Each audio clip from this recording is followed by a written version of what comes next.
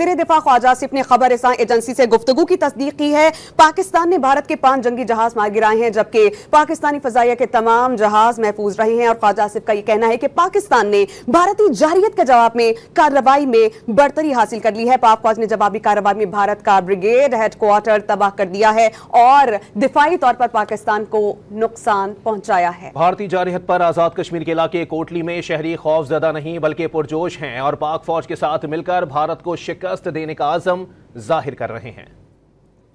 रहीम, मैं इस वक्त खड़ा हूँ गुलबर्ग कॉलोनी, ये लाइब्रेरी मस्जिद के नज़दीक। यहाँ पे ये आप जगह देखें, ये सड़क के बीचों बीच ये ब्लास्ट हुआ है। ये यहाँ से ये पीस निकला है, ये छोटा सा गड़ा पड़ा है और साथ ही ये दुकान है। इस दुकान के शटर पे ये देख रहे, यहाँ से कोई चीज़ लगी है यहाँ पे। अब हुआ ये कि तकरीबन 12:40 से यहाँ पे पूरा सरार किस्म के धमाकों की आवाज़ आनी शुरू हुई कोटली शहर में। और ये किसी एक जगह से या एक साइड से नहीं आई, ये मुख्तलिफ, ये दाएं से भी आई, बाएं से भी आई, बाईपास की तरफ से भी, स्टेडियम की तरफ से भी आई और ये ब्रिगेड जिस तरफ है और मंडी इस तरफ से भी आवाज़ें मुख्तलिफ चारों तरफ से जो है ना आवाज़ें आई, चारों तरफ से आवाज़ें आई, धमाकों की आवाज़ें आई।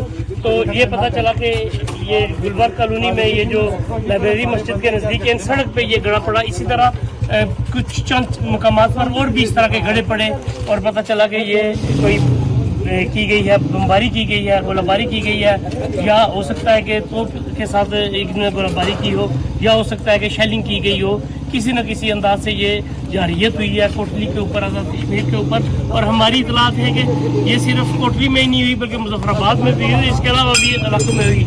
मैं कोटली के लोगों को बिलखसूस और आज़ाद कश्मीर के लोगों को बिलम्बूँ ये कहना चाहता हूँ कि हमारी कौम के हौसले जवान है, हम पाक फौज के साथ हैं, शाना बशाना है। अगर भारत किसी किस्म की कोई जारियत करता है आज़ाद कश्मीर के ऊपर, कोटली के ऊपर, तो इंशाअल्लाह ताला हम उनके साथ वही अशर करेंगे जो हमने उनके साथ 1965 में अशर किया था और हम उनके साथ जो अशर करते रहेंगे।